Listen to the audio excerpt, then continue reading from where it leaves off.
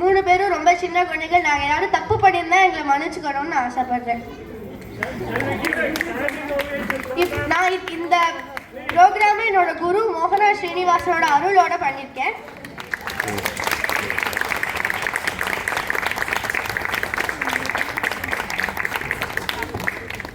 सिद्धि विनायक मूर्ति की जय, सद्गुरुनाथ महाराज की जय, जानकी कांत स्मरणम जय जय राम राम। सिद्धि विनायक मूर्ति की जय, सद्गुरुनाथ महाराज की जय, जानकी कांत स्मरणम जय जय राम राम। गोपिका जीवन स्मरणम गोविंदा गोविंदा। नारायण हरि नारायण हरि नारायण हरि नारायण नारायण हरि नारायण हरि नारायण हरि नारायण नारायण हरि नारायण हरि नारायण हरि नारायण नारायण हरि नारायण हरि नारायण हरि नारायण नारायण हरि नारायण हरि नारायण हरि नारायण नारायण हरि नारायण हरि नारायण हरि नारायण नारायण हरि नारायण हरि नारायण हरि नारायण हरि नारायण हरि नारायण। இப்போ நம்ம என்ன பாட போறோம்? வில்லு பாட்டு பாட போறோம். வில்லு பாட்டு எப்படி பாடுறது? வில்லுல தாளம் போட்டுட்டே பாட வேண்டியதுதான். முதல்ல யார் வில்லு பாட்டு பாடினா? நம்மளா பாடினோம். ஐயோ ராமா, நான் அது கேட்கல. முதல்ல யார் பாடினான்னு கேட்டேன். ஓ, அது கேக்குறியா? அதுக்கு ஒரு கதை இருக்கு. ஆமா ஆமா, அதுக்கு ஒரு கதை இருக்கு. அந்த கதையை நான் சொல்றேன், கேளுங்கோ. பாளையத்து ராஜான்னு ஒரு ராஜா இருந்தார். ஆமா இருந்தாரு. ஒரு நாள் பாளையத்து ராஜா காட்டுக்கு வேட்டையாட போனாரு. அப்போ என்னாச்சு? ராஜாவுக்கு ஒரு ஞானோதயம். ஞானோதயமா? என்ன ஞானோதயம்? இப்படி சிங்கம், புலி, கரடி இதெல்லாம் வேட்டையாடி ராஜாவுக்கு ரொம்ப வருத்தமா போச்சு. அதனால அவரோட வருத்தத்தை போக்குறதுக்காக என்ன பண்ணணும் அப்படின்னு கேக்குறாரு. யார்கிட்ட கேட்டாரு? மந்திரி கிட்ட கேட்டாரு. அப்ப மந்திரி சொன்னாரு, ராஜா கவலைப்படாதீங்கோ, பாட்டு பாடினா கவலை எல்லாம் போயிடும். பாட்டு பாடினா கவலை எல்லாம் போயிடுமா? ஆமா ராஜா, பாட்டு பாடினா கவலை எல்லாம் போயிடும். ராஜா கேக்குறார், இப்ப பாட்டு பாடுறதுக்கு வாத்தியங்கள்லாம் வேண்டாமா? ஜால்ரா, மிருதங்கம், தபலா இதெல்லாம் வேண்டாமா அப்படின்னு கேக்குறார். அப்ப மந்திரி சொல்றார், ராஜா கவலைப்படாதீங்கோ, தோல்ல இருக்கிற வில்ல எடுத்து கால்ல வச்சுக்கோங்க. கொலைக்காக பயன்பட்டது இனி கலைக்காக பயன்படட்டும். ஆமா ராஜா, இனி கலைக்காக பயன்படட்டும். அப்ப ராஜா சொல்றார், ஆனா வில்ல நிக்கலையே அப்படின்னு சொன்ன உடனே மந்திரி சொல்றார், ராஜா கவலைப்படாதீங்கோ, அதுக்குதான் பானை இருக்கே, அது சப்போர்ட்டா யூஸ் பண்ணிக்கலாம். அதான் கட்டம்னு சொல்லுவா. நிமித்தி வச்சா கோடம், திருச்சி வச்சா கட்டம்.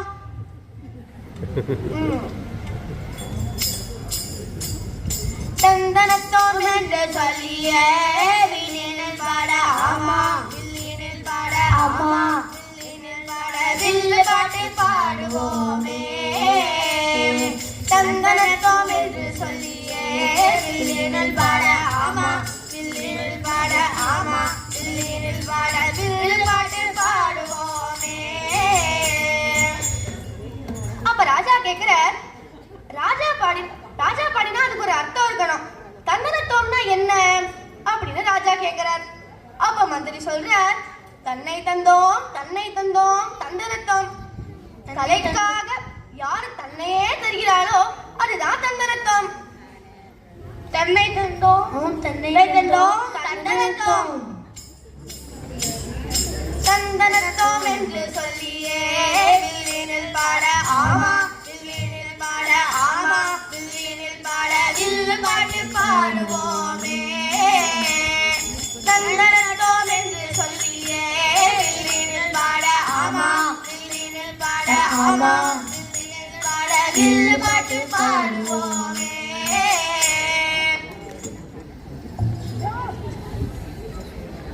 இப்ப நம்ம என்ன பாட்டு பாட போறோம்? ராமநாமத்தோட மகிமைய பத்தி பேச போறோம். இப்போ ராமர் யாருன்னு தெரியுமா? மகாவிஷ்ணுவோட அவதாரம். ராமர் வரதுக்கு முன்னாடியே ராம நாமம் வந்துடுதான். அப்படியா? அதோட கதைய சொல்றேன், கேளுங்க. முதல்ல பிரம்மாவோட முக்கத்திலேருந்து ராமாயணம் சதகோடி ராமாயணமா வந்துதான். இப்போ அதுக்கப்புறம் நாரதர் அதை வியாசருக்கு உபதேசம் பண்ணி வியாசர் அதை எழுதுறார்.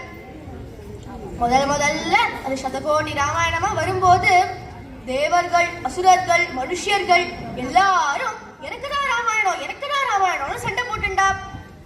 இப்போ பிரம்மா கிட்ட எல்லாரும் வந்த உடனே பிரம்மாவால அவளை தீர்த்து வைக்க முடியல. அப்ப பிரம்மா சொல்ற, என்னால உங்களுக்கு இதை பிரிச்சு கொடுக்க முடியாது, நீங்க சிவபெருமான் கிட்ட போங்க அப்படின்னு சொல்றார். உடனே எல்லாரும் சிவபெருமான் கிட்ட போறார். அப்ப சிவபெருமான் சரிசமமா எல்லாத்தையும் பிரிச்சு கொடுக்கிறார்.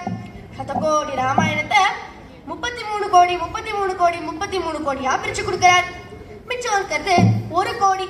அந்த 1 கோடிய 33 லட்சம் 33 லட்சம் 33 லட்சமா பிரிச்சு கொடுக்கிறார். மிச்சம் இருக்கிறது 1 லட்சம்.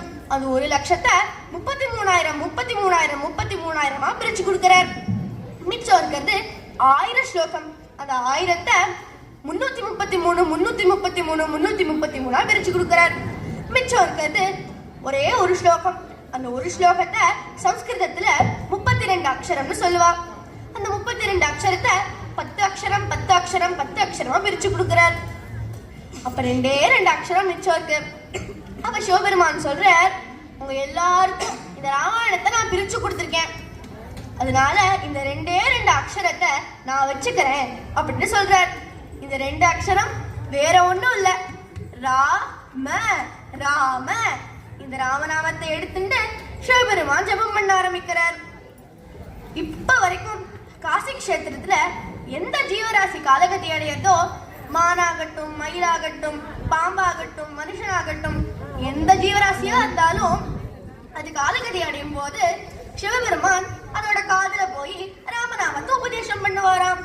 இதத்தான் ஆதிசங்கரர் ராமபுஜங்கம் அப்படிங்கிற ஸ்லோகத்துல சொல்லியிருக்கார். ததாவர்ண யத்கர்ண மூலேந்த காலே சிவோ ராம ராமேதி ராமேதி காஷ்யாம் ததேகம் பரம் தாரகம் பிரம்ம ரூபம் பஜேஹம் பஜேஹம் பஜேஹம் பஜேஹம்.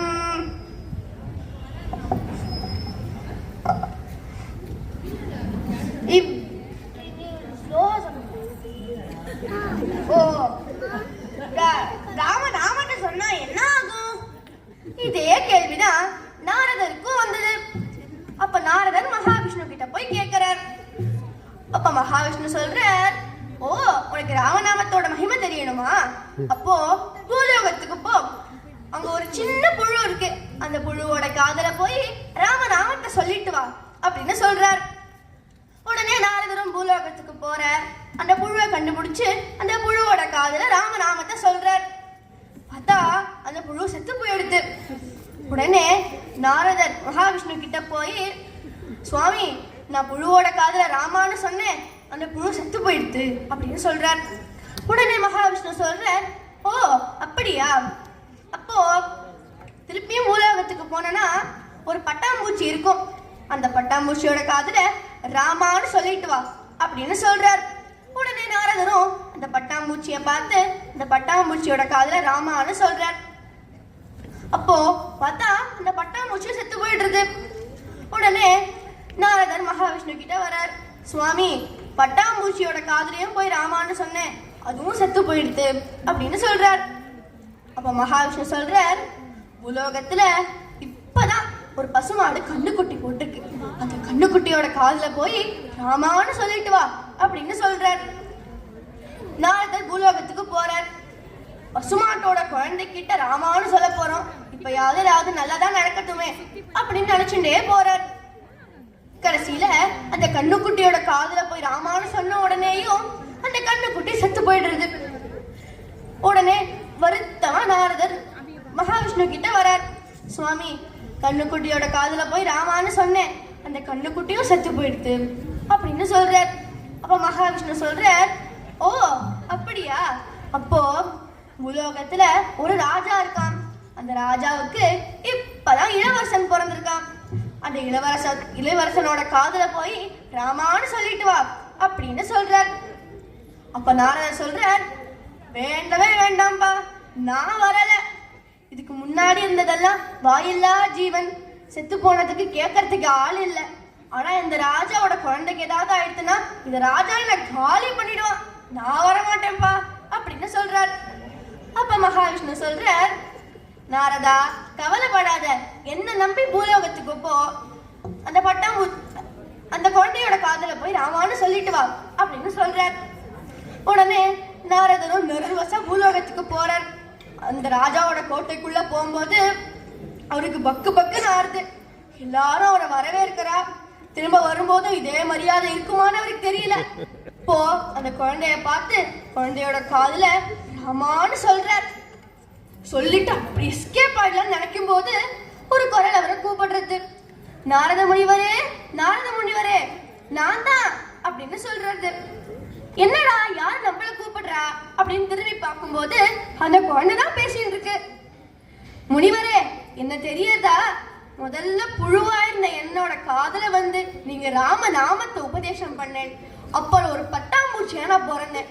திருப்பியும் ராமான்னு என்னோட காதுல நீங்க சொன்னேன். நான் ஒரு கண்ணுக்குட்டியா பிறந்தேன். திருப்பியும் ராமநாமத்தை கேட்டதுல இப்படி ஒரு இளவரசனா நான் பிறந்திருக்கேன். இப்படி புழுவிலேருந்து மனுஷ ஜென்மத்துக்கு என்னை கொண்டு வந்திருக்கு இந்த ராமநாமம். பேர்பட்ட ராமநாமத்தை உலகம் முழுசா நான் எல்லாருக்கும் உபதேசம் பண்ணணும் அப்படின்னு நான் ஆசீர்வாதம் பண்ணுங்கோ அப்படின்னு நாரதர் கிட்ட அந்த குழந்தை கேட்கறது. நாரதருக்கு குரல் தழுதழுக்கிறது. இப்ப அவருக்கு புரிஞ்செடுத்து இந்த ராமநாமத்தோட மகிமை. குழந்தைய ஆசீர்வாதம் பண்ணிட்டு ஓடி மகாவிஷ்ணு கிட்ட போறார். போய் சொல்றார், சுவாமி எனக்கு புரிஞ்செடுத்து இந்த ராமநாமத்தோட மகிமை எனக்கு புரிஞ்செடுத்து சுவாமி அப்படின்னு சொல்றார். ஹரே ராம ராம ராம ராம ஹரே ஹரே, ஹரே கிருஷ்ண கிருஷ்ண கிருஷ்ண ஹரே ஹரே, ஹரே ராம ராம ராம ராம ஹரே ஹரே, ஹரே கிருஷ்ண கிருஷ்ண கிருஷ்ண கிருஷ்ண ஹரே ஹரே, ஹரே ராம ராம ராம ராம ஹரே ஹரே, ஹரே கிருஷ்ண கிருஷ்ண கிருஷ்ண கிருஷ்ண ஹரே ஹரே. அக்கா, எனக்கும் ராமநாமத்தை பத்தி எனக்கு ஒரு கதை தெரியும். அக்கா, எனக்கும் தெரியும். சொல்லுடா. ராமாயணத்துல சீதா கல்யாணம் நடக்கிறது. கைகேயோட வளர்த்துனால சீதா தேவி, ராமர், லக்ஷ்மணர் 3 பேருமே 14 வருஷம் காட்டுக்கு போறா. அப்போ அப்போ அப்போ சீதா தேவி ஒரு மானை பார்த்து எனக்கு அந்த மான் வேணும்னு கேட்கிறா. அப்போ ராமரும் லக்ஷ்மணரும் மானை பிடிக்க போறா. அப்போ அந்த சமயத்துல சீதா தேவிய ராவணன் கடத்திட்டு போயிடறான். அப்போ சீதா தேவி ராவணன் கட்டிட்டு போயிடுறான். அப்போ ராமரும் லக்ஷ்மணரும் சீதா தேவியை தேடுறான். அப்போ ராமருக்கும் லக்ஷ்மணருக்கும் வானர சக்கியமே ஏற்பட்டது. அப்போ ஆஞ்சநேயருக்கு சீதா லங்கால தான் இருக்கான்னு தெரிஞ்சு விட்டுறது. அப்போ ராமன் நினைச்சா எப்படி நான் சீதா தேவியை கூட்டிட்டு வருது? அப்போ ராமர் வந்து பாலம் கட்டலான்னு முடிவு பண்ணா. அப்போ ஒவ்வொரு வானர்களும் சொல்லிட்டு நாங்க வரோம் அப்படின்னு ஒவ்வொரு வானர்களும் ஒவ்வொரு கல் எடுத்து போட்டது. அப்போ அப்போ என்ன ஆச்சரியம், வானங்கள் போட்ட கல்லெல்லாம் மிதக்கிறது. அப்போ ஒவ்வொரு நிறைய வானங்கள் உதவி செஞ்சது. அப்புறம் ஒரு அணில் வேற நினைச்சது, நானும் ஏதாவது உதவி செய்யணுமே அப்படின்னு அந்த அணில் வந்து மண்ணை தேய்ச்சி பாலம் கட்டுற இடத்துல போட்டது. அப்புறம் ராமர் நினைச்சா நானும் ஏதாவது உதவி செய்யணுமே. அப்புறம் ராமர் வந்து ஒரு கல் எடுத்து தண்ணியில போட்டான். ஆனா ராமர் போட்ட கல் எல்லாம் தண்ணிக்குள்ள போயிடுச்சு. அப்ப ராமருக்கு வருத்தமா இருந்தது, வானங்கள் போட்ட கல் எல்லாம் மட்டும் மிதக்கிறது, நான் போட்ட கல் மட்டும் தண்ணிக்குள்ள போயிடுச்சே அப்படின்னு ராமர் வருத்தமா இருந்தார். அப்போ ஆஞ்சநேயர் ராமர் இதுக்கு வந்து கேட்டா, ராமரே எதுக்கு வருத்தமா இருக்கே? அப்போ ராமர் சொன்னா, வானங்கள் போட்ட கல் எல்லாம் மட்டும் மிதக்கிறது, நான் போட்ட கல் மட்டும் தண்ணிக்குள்ள போயிடுச்சு. அதனால நான் வருத்தமா இருக்கேன். அப்போ ஆஞ்சநேயர் சொன்னா, நாங்கள்லாம் ராம நாமத்தை சொல்லி ராமா அப்படின்னு எழுதி போட்டோம். அதனால நாங்க போட்ட கல்ல எல்லாம் மிதக்கிறது. ஆனா ராமராவே இருந்தாலும் ராம நாமத்தை சொல்லாம போட்டேன், அதனால கல் தண்ணிக்குள்ள போயிடுச்சு. அதனால ராமராவே இருந்தாலும் அதனால ராமருக்கே ராம நாமத்தை புரிய வச்சாராம் ஆஞ்சநேயர். ராம நாம தாரகம் சதா பஜோரே, ராம நாம தாரகம் சதா பஜோரே, ராம நாம தாரகம் சதா பஜோரே, பஜோரே சதா பஜோரே, சதா பஜோரே, சதா பஜோரே, ராம நாம தாரகம் சதா பஜோரே, ராம ராம ராம ஜெய் கோதண்ட ராமா, ராம ராம ராம ஜெய் கோதண்ட ராமா, ராம ராம ராம ஜெய் கல்யாண ராமா, ராம ராம ராம ஜெய் கல்யாண ராமா, ராம ராம ராம ஜெய் பட்டாபி ராமா, ராம ராம ராம ஜெய் பட்டாபி ராமா, ராம ராம தாரகம் சதா பஜோரே, ராம ராம தாரகம் சதா பஜோரே, சதா பஜோரே, சதா ஜபோரே, சதா பஜோரே, சதா ஜபோரே, ராம நாம தாரகம் சதா பஜோரே, ராம நாம தாரகம் சதா பஜோரே. அக்கா, எனக்கும் ஒரு கதை தெரியும். சொல்லுடா. எல்லாருக்கும் ராமாயணம் தெரியும். ஆனா ராமாயணத்துல யார் நம்ம ராமருக்கு நல்லா ஹெல்ப் பண்ணுது? நம்ம ஹனுமான் தான். ராமர் வந்து ராவணனை கதம் பண்ணியாச்சு, சீத்தையை அயோத்தியாவுக்கு கூட்டின்னு வந்தாச்சு, ராமருக்கு பட்டாபிஷேகம் ஆயிடுச்சு. அப்புறம் ராமாயணத்துல யார் ராமருக்கு நல்லா ஹெல்ப் பண்ணது?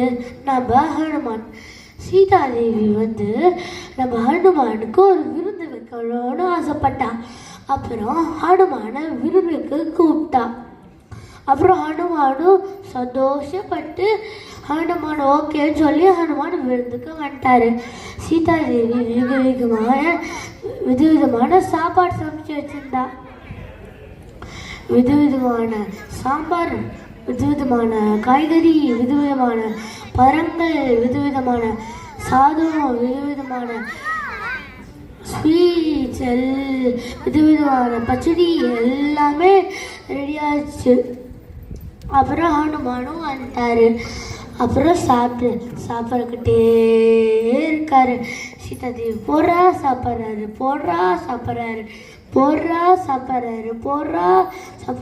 சாப்பிட்டுக்கிட்டே இருக்காரு. சீதாதேவி நினைக்கிறா, என்னடா அதிசயம், நான் இவ்வளோ போட்டுக்கிட்டே இருக்கேன், சாப்பிட்டுக்கிட்டே இருக்காரு, நம்ம எதாச்சும் விருந்தில் தப்பாட்டமான சேடா ஃபீல் பண்ணோம். அப்புறம் நம்ம லக்ஷ்மணன் வந்தார். லக்ஷ்மணன் வந்த உடனே சீதாதேவி நான் கூப்பிட்டு, லக்ஷ்மணா, நான் ரொம்ப வருத்தத்தில் இருக்கேன். நான் ஹனுமான விருந்துக்கு கூப்பிட்டேன். நான் இப்போ சாப்பாடு ரொம்ப நிறையா போட்டுக்கிட்டே இருந்தேன். ஆனால் திருப்தியே அவருக்கு அடையலை. நான் விருதில் ஏதாச்சும் தப்பு பண்ணிட்டேன்னு நினைக்கிறேன். நீங்கள் ஒரு தப்பும் பண்ணலைன்னு லக்ஷ்மணன் சொன்னார். நீங்கள் என்ன பண்ணணும்னா, ஒரு துளசியை பிச்சு ராமானு எழுதி கொடுங்கோன்னு சொன்னான். நம்ம சீதாதேவிக்கு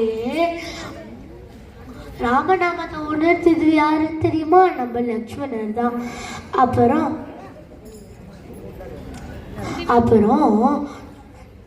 லக்ஷ்மணர் சொன்னார், அவரோட ருச்சி சாப்பாட்டில் இல்லை, ராமநாமத்தில் தான் இருக்குன்னு சொன்னார். அப்புறம் சீதாதேவி துளசியை பிச்சு ராமான்னு எழுதி கொடுத்தாரு.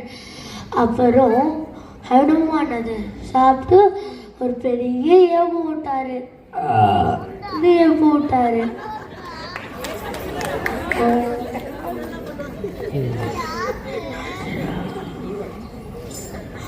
நம்ம சீதா தேவிக்கு ராமநாமத்தை உணர்ந்து யாருன்னு தெரியுமா?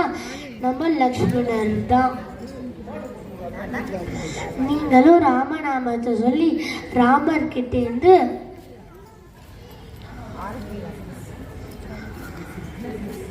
blessings வாங்கிக்கோங்க. Very good. ఓ రామ నీ నామం ఏమి రుచిరా, ఓ రామ నీ నామం ఏమి రుచిరా, ఓ రామ నీ నామం ఏమి రుచిరా, ఓ రామ నీ నామం ఏమి రుచిరా, ఓ రామ రామ శ్రీరామ రామ రఘురామ నీ నామం ఏమి రుచిరా, రామ రామ శ్రీరామ రామ రఘురామ నీ నామం ఏమి రుచిరా, ఏమి రుచిరా, ఏమి రుచిరా, ఓ రామ నీ నామం ఏమి రుచిరా, ఓ రామ నీ నామం ఏమి రుచిరా. இப்போ இந்த ராமநாமத்தோட மகிமை உங்களுக்கு புரிஞ்சிருக்குமே? எஸ், ஆமா. சொல்லுமாடா. ஆமா ஆமா ஆமா. இந்த ராமநாமம் ஒரு தாரக மந்திரம். இத சொல்றதுக்கு ஒரு விதிமுறையுமே கிடையாது. உட்கார்ந்து சொல்லலாம், படுத்துட்டு சொல்லலாம், தூங்கிட்டு சொல்லலாம், பஸ்ல போயிட்டு சொல்லலாம், சாப்பிட்டுட்டே சொல்லலாம், எப்ப வேணா சொல்லலாம். இப்படி அந்த ராமநாமத்தை நம்ம எல்லாரும் ஆத்துக்கு போய் கொஞ்ச நேரமாவது ஒரு 5 minutes சொல்லணும் அப்படின்னு நான் ஆசைப்படுறேன். இப்போ என்னோட சேர்ந்து எல்லாரும் ராமநாமத்தை சொல்லணும்னு ஆசைப்படுறேன். ராம ராம ராம ராம ராம ராம ராம் ராம ராம ராம ராம ராம ராம ராம் ராம ராம ராம ராம ராம ராம ராம் ராம ராம ராம ராம ராம ராம ராம் ராம ராம ராம ராம ராம ராம ராம் ராம ராம ராம ராம ராம ராம ராம் ராம ராம ராம ராம ராம ராம ராம் ராம